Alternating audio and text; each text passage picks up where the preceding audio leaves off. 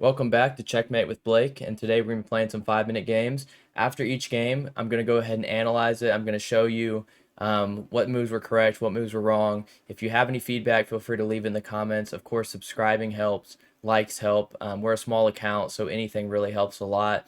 But if you want to see any specific content, again, leave that in the comments, and we're going to go ahead and get into these games.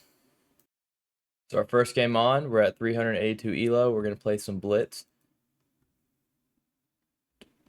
We're going to see what we can play and what will work. So I'm going to start by playing this Italian opening, the one that I made a video about. So if you haven't seen that, feel free to check it out. Right, goes here. Usually when you're, and I'm going to try and explain these videos at the elo I'm at. So for example, if I'm at 382 elo, I'm going to try and explain it like I'm explaining to someone who's 382 elo. So when your opponent doesn't take the center, this move you should make immediately is to take the center. So right now, we've completely taken the center.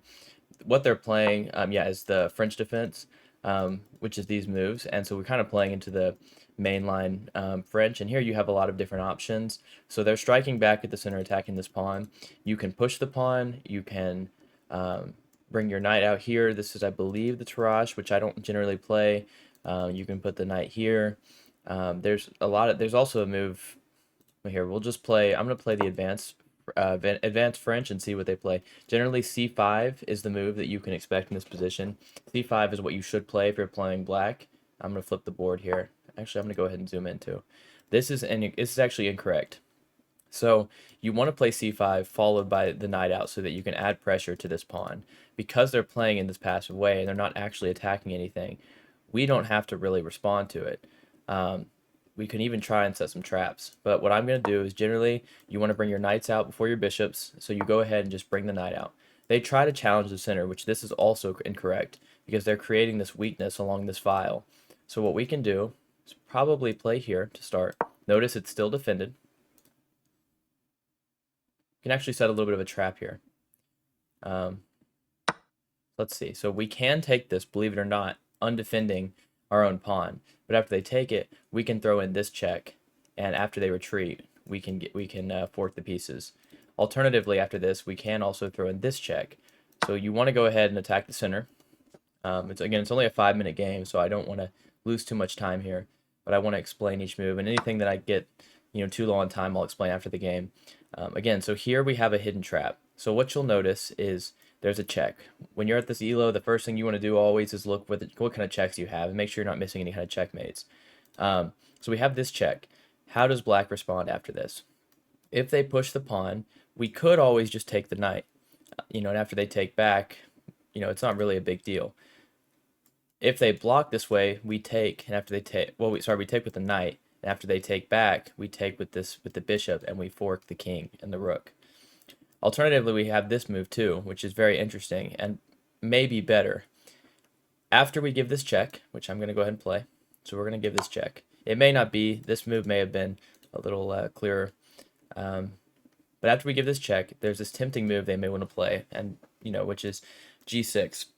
g6 blocks the attack, and it also attacks the queen. But what we can do in this position is we can actually sacrifice the knight, and after they take back, so they do that. So we sacrifice the knight, and we win the rook. If they had not taken, if they had taken this way, if they had not taken, we could have just had a discovered attack too. So move the knight anywhere, and the queen would have had a check.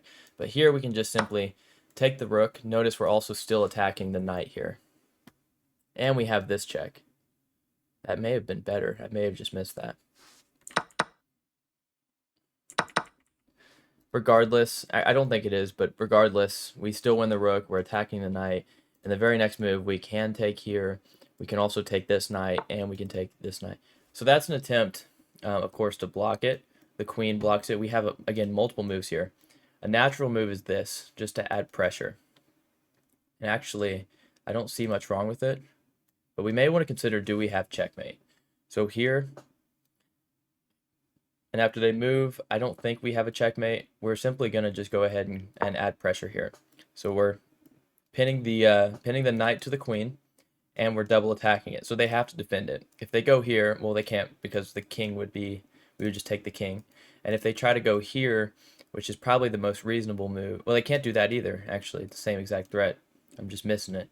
So it's pretty much lost here. The game's pretty much over. We didn't get to play into the traps of the Italian that I wanted to, but sometimes you just have to adapt to how your opponent plays. But here's a very instructive move.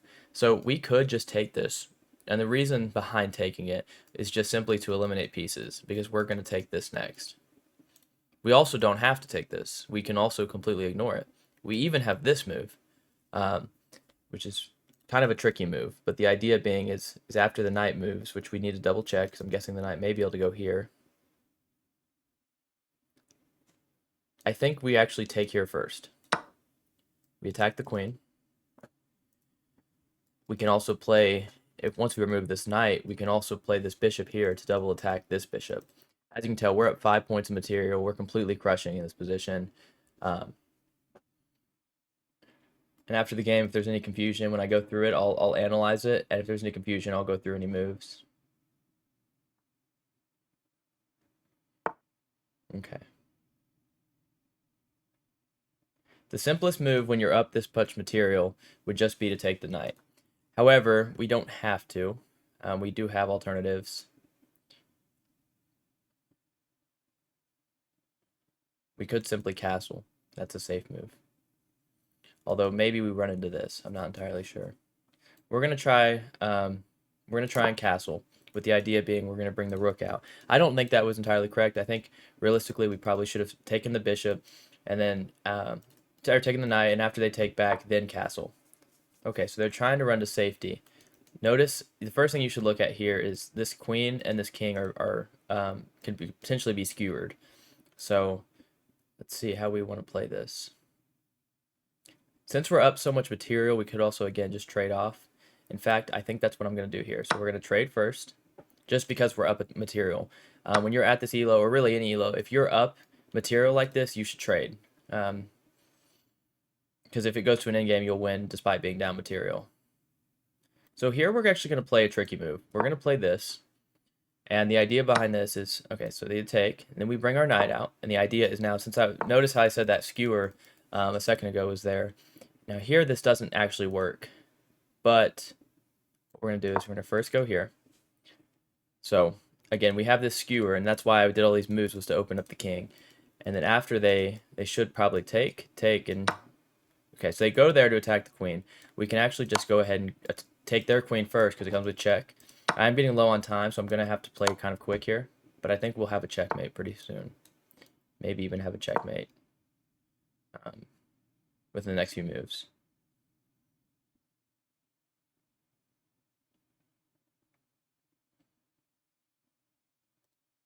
I have 20 seconds, so I have to play this somewhat quick. Their only move is here. We go here, and then there.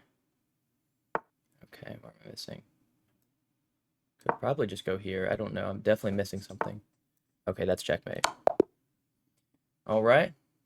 After this game, of course, I'll analyze it and explain my moves a little more.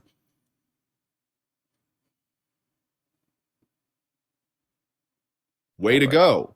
You took the advantage, then Okay, finished. I'm going to turn that off. Let's see. So we played pretty well. We didn't have any blunders, which that's the most important thing I think you need to try and avoid at these lower elos, making sure that your moves aren't blunders, which you can do through double checking everything. We did have a miss, so I'm curious to see what that is.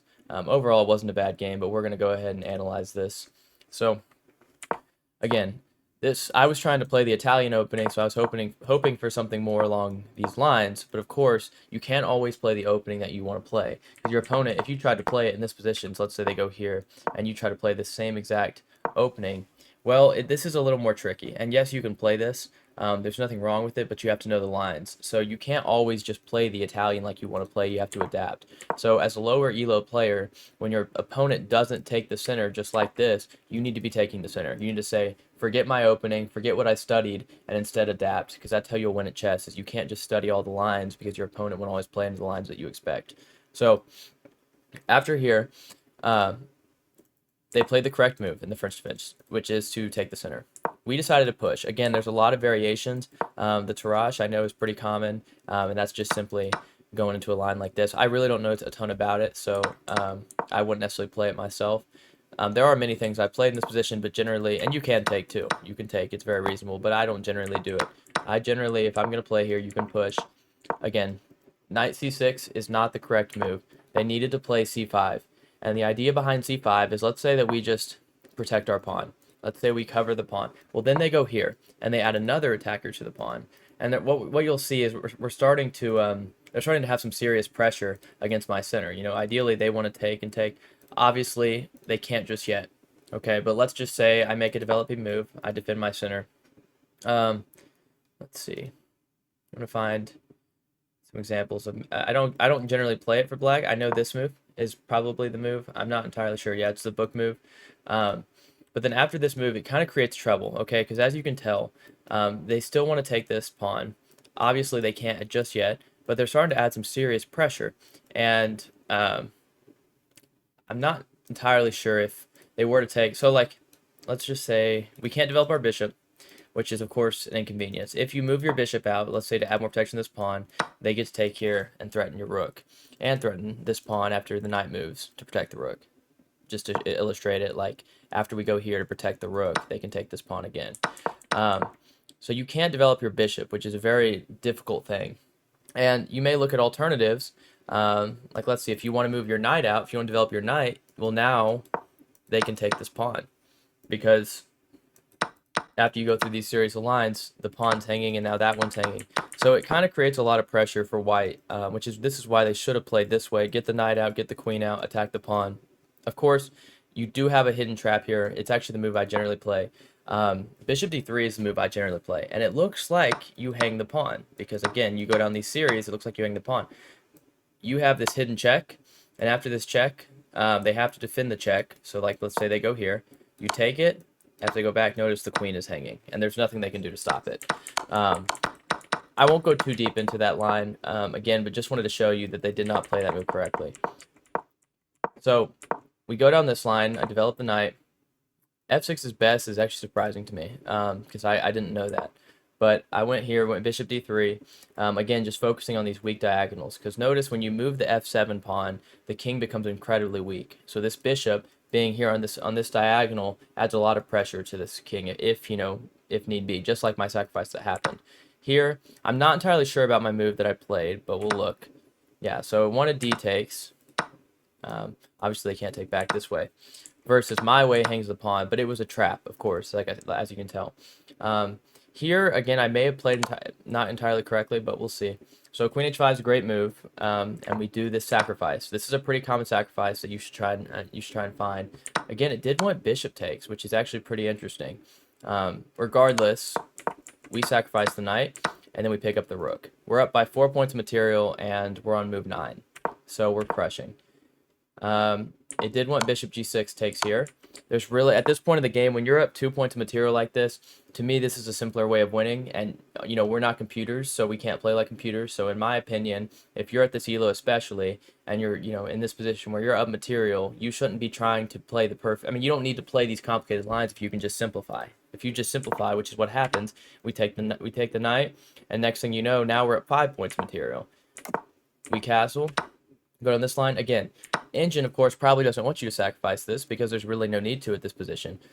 In my opinion, though, you should because you're up 5 points of material. And again, if you took all the pieces off the board in an endgame, having one bishop versus, let's say, no bishops because we have more pieces than them, you're going to win the game. So just why not simplify? Here we attack the center, and then we develop the knight. Again, this was a bait because by attacking the center, even though we're gambiting a pawn, allowing them to take our pawn, when we go here, again, now we're threatening this skewer. And we already have such a good attack on the king that this skewer is just enough to really win the game. They go here trying to win this bishop because they have 2 attackers and we have 1 defender. We ignore it, and we attack the queen. And the rest here is pretty simple. I'm guessing my miss is somewhere in here, but I had no time. I had 18 seconds. Here was the miss. So rook, yeah, this was just checkmate. I should not have missed that. The pawns cover the escapes, protect the knight.